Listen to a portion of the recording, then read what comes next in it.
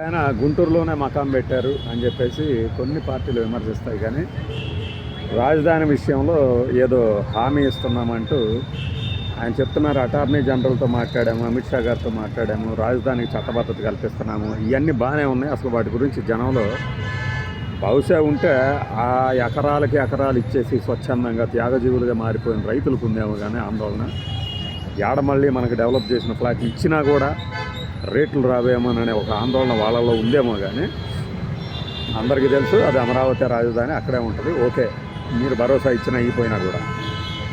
అయితే ఈ సందర్భంగా ఎక్కువ భ్రమలు కల్పించవద్దు ప్రజలకి. ఎందుకంటే ఈయన ఏదో దానికి ఒక తపాలా పిన్ కోడ్ ఇస్తాము, ఐఎస్డి కోడ్ ఇస్తాము, ఎస్టీడీ కోడ్ ఇస్తాము అంటే కొత్తగా ఏమి ఇయ్యక్కర్లా. ఉన్న ఊర్లకు ఉన్న పిన్ కోడ్లు ఉంటాయి.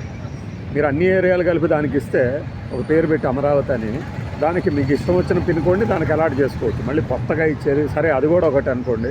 ఆయన శాఖ కాబట్టి నేనేదో ఇస్తున్నానని చెప్తాడు. ఇక ఇచ్చే ప్రక్రియ రోజు ఇక మామూలుగా ఉండదు, మళ్ళీ ఎలివేషన్ స్టార్ట్ అవుతుంది.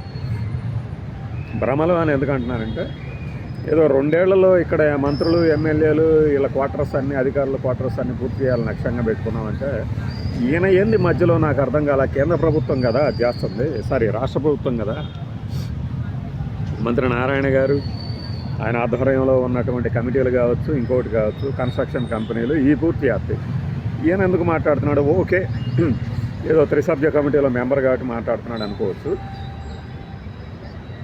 ఈ లోపు ఏంటంటే రైలు, రహదారులు వంటి వసతులు మేము నిర్మించబోతున్నాము, అవి పూర్తయితే ప్రజలు వచ్చి ఇక్కడ నివసించడానికి వీలు ఉంటుంది అనే ఒక పదం వాడాడు. నాకు అర్థం కాదు. ఇప్పుడు అక్కడ జనం కాకపోతే ఎవరు ఉంటున్నారు స్వామి? ఇన్ని తెలివితేటలు ఎందుకు? మంత్రులు, ఎమ్మెల్యేలు వచ్చి అక్కడ అంటే క్వార్టర్స్ పూర్తయితే ఇప్పుడు ఉంటున్నారు?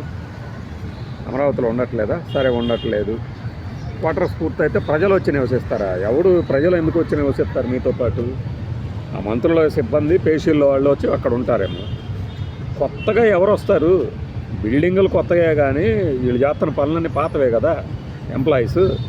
మరి కొత్తగా ప్రజలు వచ్చేది ఏంటి అని ఏమని చెప్పాలనుకున్నాడంటే, అమరావతి కొత్తగా పెట్టుబడులు, అలానే ఐటీ సంస్థలు కూడా ఇక్కడ ఏర్పాటు చేసే విషయం మీద మాట్లాడుతున్నాం అంటే, ఐటీ సంస్థలు ఇక్కడ ఏర్పాటు చేసే విషయం మీద మాట్లాడేది ఏంటి నాకు అర్థం కాలేదు.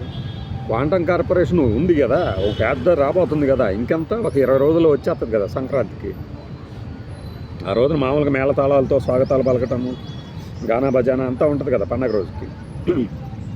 ప్రజలు వచ్చి నివసించేందుకు వీలుగా ఉంటుంది. ఈలోపు అవన్నీ పూర్తి చేస్తున్నామని చాలా సాత్వికమైన భాషలో చెప్పాడు. ప్రజలకి ఏం పని పాట లేదా అక్కడికి వచ్చి నివసించడానికి? లేదు, ఇప్పుడు అక్కడ ఉండటం లేదా? ఏం మాట్లాడుతున్నారు సార్? నాకు అర్థం కాలేదు. మనం బిల్డింగ్లు కట్టగానే ప్రజలు ఎందుకు వస్తారు? భ్రమల్లో ఉంచకండి ప్రజల్ని, జనాల్ని భ్రమల్లో ఉంచకండి. అక్కడ ఎవరికైతే అవసరం ఉందో వాళ్ళు వస్తారు స్థిర నివాసానికి. ఏదన్నా అవసరం అంటే, నాకు ఇక్కడ జాబ్ వచ్చింది, ఇక్కడి నుంచి కదలను నేను కనీసం 10 ఏళ్ళు, కాబట్టి నేను వస్తాను. జాబ్ రావాలంటే బాబు రావాలనమాకండి, అక్కడ ఒక సంస్థ రావాలి. అలానే మంత్రులు, ఎమ్మెల్యేలు, పిఎల్ క్వార్టర్స్లో ప్రజలు ఎందుకు వస్తారు? వాళ్ళ తాలూకు పేషి వాళ్ళు వస్తారు, వాళ్ళు వచ్చి ఉంటారు. ఇలా రాకపోకలు సాగిస్తూ ఉంటే కాలక్రమంలో ఒక 15 ఏళ్ళకి, 20 ఏళ్ళకి ఇతర ప్రాంతాల వాళ్ళు కూడా మనకి ఇక్కడ ఉపాధి కలుగుతుంది. ఇక్కడ మనకి ఏదో ఒక వ్యాపారం పెట్టుకుంటే బాగుంటుంది, ఒక భోజనశాల పెట్టుకుంటే బాగుంటుంది, ఇంకేదైనా వ్యాపారం ఇలా పెట్టుకుంటే బాగుంటుందని వస్తారు. పైగా ఇప్పుడే అక్కడే మనుషులు లేరా? ఆ గ్రామాల్లో ఉంటున్న వాళ్ళందరూ మనుషులే కదా. కొత్తగా ప్రజలు వచ్చి నివసించేది ఏంటి? కొత్తగా ప్రజలు వచ్చి నివసించాలంటే నువ్వు వేసిన రైలు, రోడ్డు కాదు, కొత్తగా సంస్థలు రావాలి. కొత్తగా సంస్థలు వస్తే అప్పుడు నువ్వు రైలు మార్గం, రోడ్డు మార్గం లేకపోయినా ఇప్పుడు ఎట్లా అయితే అక్కడ సంస్థలకే రోడ్డు ఉందో, ఆ బస్సులు, పబ్లిక్ ట్రాన్స్పోర్ట్ పెంచండి, రైళ్ళు కాదు. రైళ్ళలో వచ్చేసేందుకు నివసిస్తారు. సిటీ బస్సుల సౌకర్యం పెంచండి. గ్రీన్ మన ఉంది కదా మెగావాళ్ళవి, ఎలక్ట్రా గ్రీన్ టెక్ ఒక 50 కొనుపడేస్తే అమరావతి చుట్టుపక్కల జొయ్యి అని తిరుగుతూ ఉంటుంది. అంచేత ప్రజలు వచ్చి నివసించడానికి అనడం ద్వారా, ఒకటి అక్కడ వసతులు లేవని చెప్పినట్టు ఉంటుంది, రెండవది అసలు జనాలే లేరేమో అనే ఒక ఇది ఏర్పాటు చేస్తున్నట్టు. అక్కడ ప్రజలు నివసిస్తున్నారు, కొత్తగా బిల్డింగ్లు కట్టినంత మాత్రం రారు, కొత్తగా సంస్థలు వస్తే వచ్చేస్తారు. ఎవరు వస్తారు? అందులో ఉపాధి కలిగిన వాళ్ళు. అందులో స్థానికులకే ఉపాధి కల్పిస్తున్నాం అని మళ్ళీ ఇంకొక మాట. మరి స్థానికులకే ఉపాధి కల్పిస్తున్నప్పుడు మళ్ళీ కొత్తగా బయట నుంచి ఆడ నుంచి వస్తారు. మీరు కొత్తగా బయట నుంచి ఎక్కడి నుంచి రావాలి అనే ప్రశ్నకు సమాధానం ఎప్పుడు దొరుకుతుంది అంటే 10-15 ఏళ్ల తర్వాత దొరుకుతుంది. అప్పుడు దాకా లోకల్స్ ఉంటారు.